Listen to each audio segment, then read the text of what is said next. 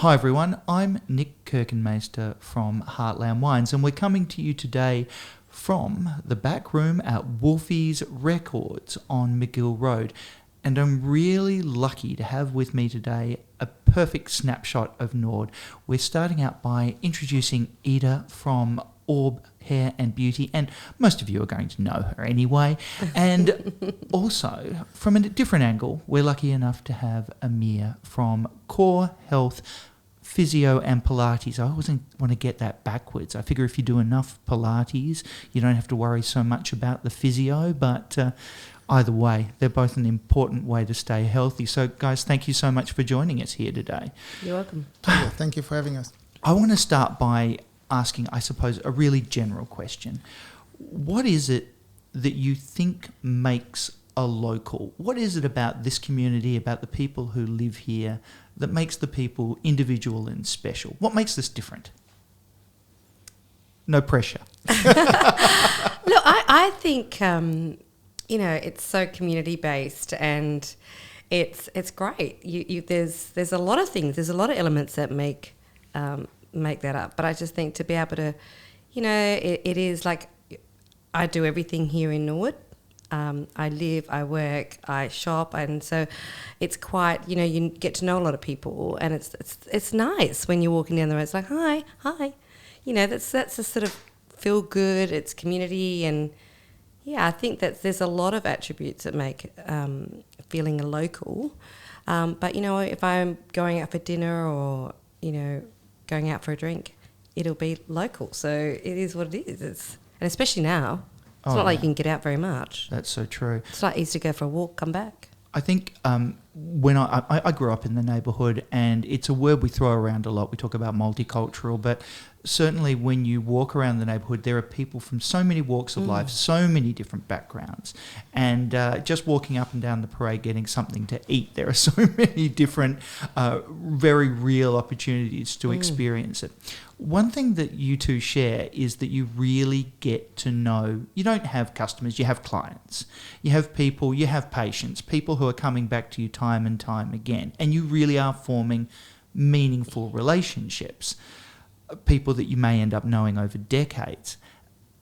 I think that's a very delicate balance, isn't it? So how do you keep those relationships at once professional but friendly? How do you manage to evolve those relationships? I think it's exactly how Ida just described it. The diversity is all about Norwood. So when you're looking at Norwood, you've got houses that are in the 6 and 7 figures next door to units. It's exactly the same type of personalities we're coming across in our clinic or in our businesses. You've got patients or clients that needs you on the acute, immediate solution, and the other ones that wants to stay there for the prevention method, for the acquaintance that we have developed slowly and gradually into a very strong trust building relationship. And then suddenly you're becoming one of the locals. You're becoming one of the diversity that you see around the shopping centre or around the small shops around the parade, or part of the Christmas pageant, or part of the wine festival, or part of the food and festival. It's anything that happens on the parade, you're becoming part of it. And as such, the diversity is the milestones and the keystones of the parade. And Ida, you're seeing those relationships evolve over a long time. Do you see that diversity? I mean, absolutely. I've been in business for 26 years. Orbe's been there for 26 years, and I started my apprenticeship there. So I have amazing relationships with clients that have been literally decades. And it's great because there's also the variation of older client base, but also a new client base with younger team and stuff like that. So there's that constant change. So you've got to think on your feet. You've also going to be, you're there for someone to listen to, or to listen to someone, or just be heard. And, I think that's that constant change all the time. You've got lots of people walking through in our business, walking through the door, and at all different ages, all different walks of life. And yeah, it's just about treating everyone the same and building relationships like that. It's great. Amir, you were talking before about becoming a part of the community and actually adding to that diaspora, that interesting sort of spread of what we have here. your story's, I think, a little bit interesting and unique, and I don't want to try and push you on this, but I'd really like you to sort of share how you came to be here with us. And professional cycling, having your own business, it's a long and I think an interesting story. Come on. It can be interesting, but I'm not sure that's what your viewers or listeners actually want. I think if you'll take it on the whole paradigm of what would be really interesting is the fact of people hearing the word impossible, of people hearing the word never will be. And that's, I think, how we build our clinic or my clinic. Pretty much on the foundation of it is don't ever agree with you will never be able to, or it's impossible for you to do so.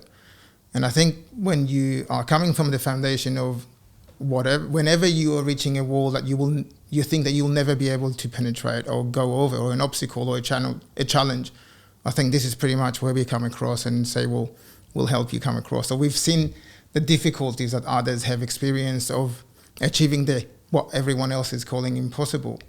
And we probably will find a way to actually make you get there, I think.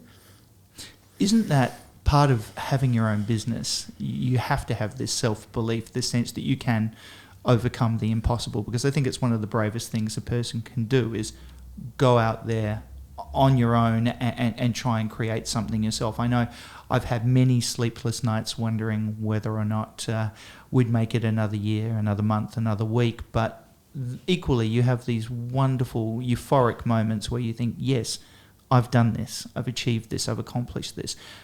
Doing that within the community here, do you get the sense that, you're part of something greater, that you're actually, helping to grow the community in that way?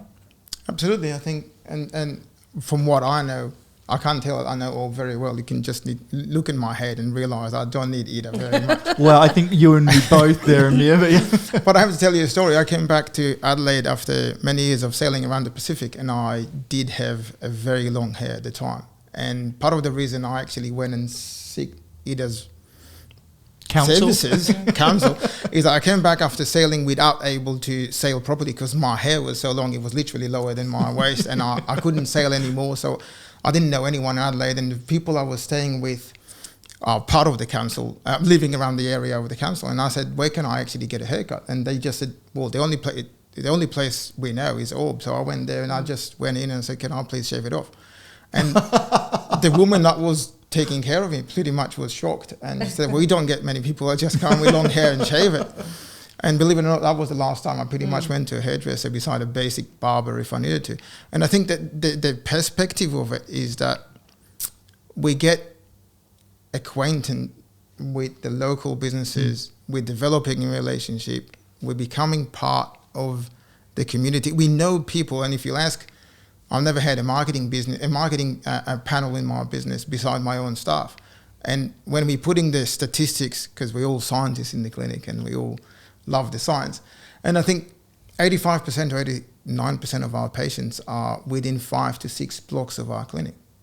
And that's the culture of what we're looking for. We're looking for the extra service or the trust that we're looking to give or to build with the local community, that you're getting an extra value, you're getting a service of returning to service clinics or hairdresser or salons, and you becoming to know each other on a personal level. Building that trust.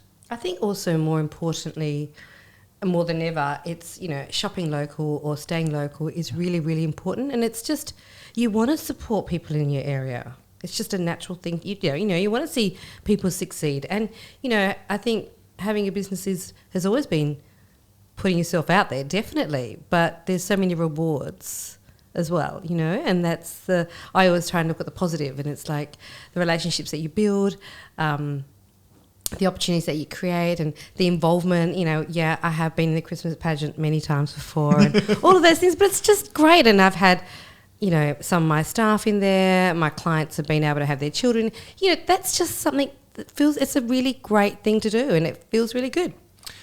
Your I'm going to say a bold personality. You're someone that's able to, I think, bring people to you.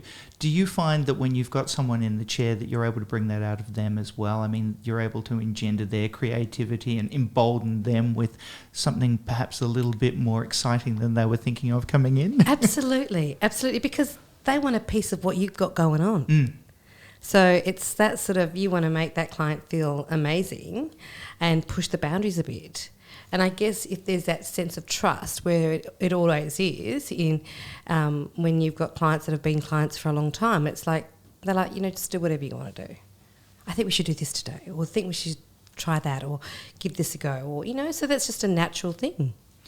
I say that naturally. I say that it's like a natural thing, but maybe it's not a natural thing. It just feels right. Well, it might be natural if you have pink hair. I mean, you are coming here with you've made the statement walking in it, or we know. But, Amir, I'm going to throw this one at you, if I may. I mean, the first time I came across Pilates, I was, I don't know, it would have been the early 90s. I'd never heard of it before, but it helped to bring me back from a fairly serious dance injury, along with some physio and the treatments I needed.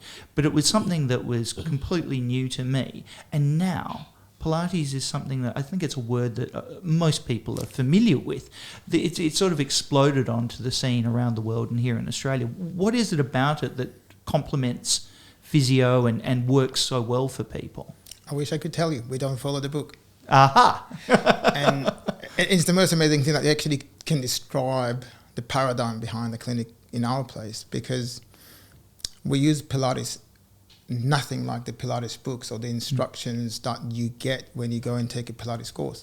We all did extensive training into Pilates, but then we take the actual implementation of the devices, of the equipment, we're utilizing it towards what the patient or the client that sits in front of us need. We invent exercises or management almost 10 times out of 20 clients a day, simply because we are able to functionally design what you basically need utilizing Pilates. But it's not Pilates. If you look at what we've got in the clinic, it's everything that we possibly could put our hands on will pretty much tap into your management. So it can be Pilates, because the most amazing Pilates about exercises with Pilates is that you can actually utilize tensile forces and not compression forces. You can actually work on specificity on certain limbs in the body and allow the other limbs that might be, or the other sections of the body that might be injured, completely rest and not aggravating an existing injury while you're maintaining a mobility or any other strength development that you need. But we do the same thing with almost every equipment we've got, and we've got nearly 600 square meters building that we're pretty much filling it up with every equipment that we possibly can to utilize being a body weight only to a full-on resistance, to a full-on Pilates, or to a full-on tubes and rubber bands, or even home-based equipment, just to be able to give you the best management you possibly can, and the most innovative one. But you've got people surely coming to you with different levels of physical fitness, some people with serious injuries, some people with minor complaints, and you evolve that relationship over time, and you're obviously trying to get them to the place that they need to be. Surely everything you're doing is going to be individually focused, and there'll be no two treatment plans that will look exactly the same. Does that change with the physio that's treating as well in that relationship? Or is it just about what the patient needs, or is it also about different physios having different approaches and different ways of attacking the same problem? It's a complicated question, because a patient can be, almost as Ada said earlier, they can come in one day and they will not have any energy, and you need to be the one actually implementing a management that was slightly different than what was pre-planned, because you have to adjust what you're actually facilitating on the day according to where the patient is, regardless if it's being pain, emotional stress, and you can take 2020 as the emotional stress of the year, and you have to still manage to apply the best management towards the goal that the patient needs to actually achieve. And as such, the vocabulary of exercise or management or treatment sessions or treatment mobilities needs to be able in your arsenal to be able to apply it. Being anything from Pilates or just emotional or conversation or support, or being on the aspect of just putting them on a bed, a physio bed, and treating them. It is speaking of that emotional support, my son was not at Orbe. He's 12 years old, and therefore, at an emotionally challenging time in his life, he had a bad haircut and had to go to school with that bad haircut. And it can be quite emotionally challenging. And you must see people who've perhaps gone elsewhere in the past, they walk in, and that sense of self-worth is something that you have to help them recreate. Mm-hmm. Do you see these sort of emotional journeys people go through with their hair? People don't always understand how much of your own identity can be in your hair, or your appearance in general. I think head to toe. I think the whole thing, the whole well-being, and it's not just hair, but we offer a lot of services, and we also, when you're building relationships, it's also about being able to chat and feeling confident. And I guess, we've had a lot of people come in with disastrous hair, and obviously from not going anywhere. Not just us. No. Not going anywhere.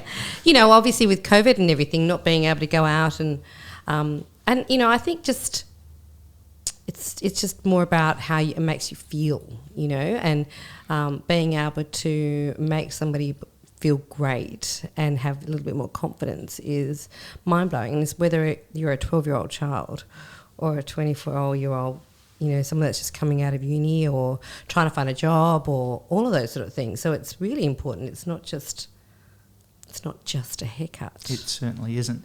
I think what I've loved about being back in Nord after all these years, I grew up in the area, and then I travelled interstate and then overseas for many years, and I've come back, and there's something wonderful about this area that it's changed so much from when I knew it as a young man, but in another way it feels very much like the same place. There's sort of an eternal aspect to the neighbourhood, I find. Do you sense that as well? I think some things never change. Like when I first started, there was the parade looked completely different. Like, there was no Foodland, there was supermarkets around the place, but there was no cinema, there was nothing like that. So that's definitely changed. I think the things that still are the same is that sitting there having coffee. It used to be just across the road. There used to be a couple of benches on the other side of the pedestrian lights. And a whole heap of older European men would just sit there and chat on a Friday morning, grab their coffee from inside, and it wasn't from Chibo or anything like that. There was nothing like that. You'd often hear a little bit of Italian being spoken in the background. Yeah, Italian or Greek, definitely. So that's sort of, it's great. And I think that, certainly there wasn't anything like the amount of cafes or anything like that. But now it's like there's a cafe on every corner. So it's sort of the same sort of, there's still that gathering. Do you know what I mean? Like they're still gathering. They're just not gathering on a park bench anymore. They're gathering in a cafe, And so there's that. So there's those sort of elements that I don't think that feels still very familiar to me. Yeah, I love the fact that it feels so vibrant, but it also feels like a very safe neighbourhood. I'm quite happy wandering down the street with the kids. I'm quite happy just not paying attention necessarily, not always looking around and wondering what's going on. It feels like home still after all these years. And I don't know quite how we've managed it in the neighbourhood to be so I think exciting, because there's always something happening, particularly on the parade, but all over the neighbourhood. And yet at the same time there is that strong sense of comfort and sort of an inner quiet. I don't know whether it's the trees or whether that'll all be gone when they knock them all down and put the tram lines in, or heaven forbid. There's no tram lines. I'll try not to get into the politics of it. Let's not go there. But there is something, about the whole neighbourhood that seems to work that way. I mean, is that one of the things that attracted you to the neighbourhood? What was it that drew you here, do you think? I don't know. I think that it was more about calculated risk.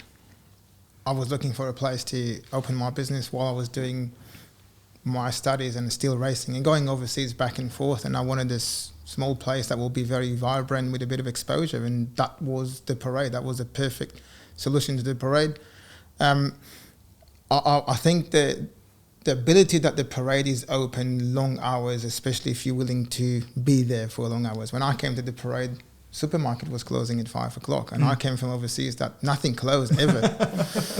And I thought this is definitely the place. If you combine the type of socio-demographic, being the diversity that we talked about earlier, the culture aspect of people that know each other almost by name, people that grew up in the neighborhood, and even if they went out and established themselves somewhere else, they likely to come back, being to raise a family or being to come back and take care of the parents, because there's a large mixture of young families and all the residents that are still within the vicinity of the parade. And I think that was the perfect clientele that I wanted to expose myself to, and it worked a treat. It worked with long hours of work from 6 o'clock in the morning till 9 o'clock at night, but it's definitely what the parade still maintain even today. You look at the amount of school students that are wandering around the parade during school holidays. It's exactly the same feeling that you say, well, wait a minute, there is a lot of young families around,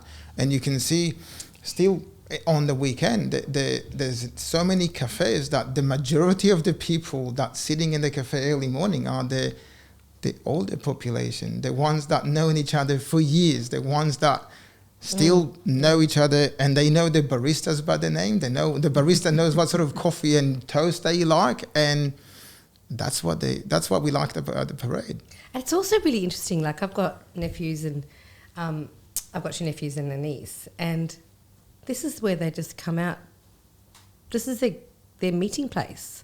Like I just never look at it like, this is my workplace. I live in the area, but I don't really, and I always eat out and about, but like I just never think that, this is where they come to. So it's also a totally different generation, from whether, like you said, Amir, school holidays, they still come back here, which is great. So how do you make that work for you? I mean, you and Joe have been doing this for 2.5 decades. How do you find that work-life balance? Because you're here all the time. I mean, this is home as well as business. So how do you manage to find that balance for yourself? There's no such a thing. No, I was going to say it's a hard one. It's actually easy because I love it. Like I love it. When I take holidays, I take holidays. When I go away, I go away. But like it is secure and it does feel safe. So I love it. It's not even. I don't even think twice about it. Yeah, I was talking before about being on that autopilot because the bookshop I go to is the same bookshop I've gone to for decades. I can't remember how many times its name's changed, but that doesn't matter. And I can't get my gyros from Sam's anymore, but I can get it from Yanni's, and there's still that sense that everything is still available here. Yeah. And I mean, this is exactly what you were alluding to before, this sense of this vibrancy that things are open, things are available week and weekend. So how do you find that boundary? Because you must be dealing with patients at all sorts of hours. Do you ever find time for you within this sort of community? No. At least he's honest, folks. It's. I think if I needed the time for me, I would not be doing my business. And it's not a heroism statement. It's not a magic statement, and it's not a lie. It's the truth. I've got a 14-month-old child that spends the majority of the time in our clinic. It's the best place for her to experience the restrictions that COVID has actually put to kids her age, because it's the best playground for her, obstacle ground, and she comes across people every day.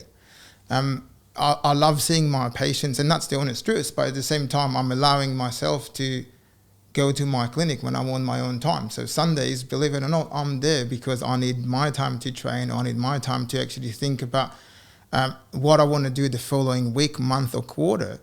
And that's the quietest time I can actually find, considering I've got a 14-month-old. Yeah, you're doomed.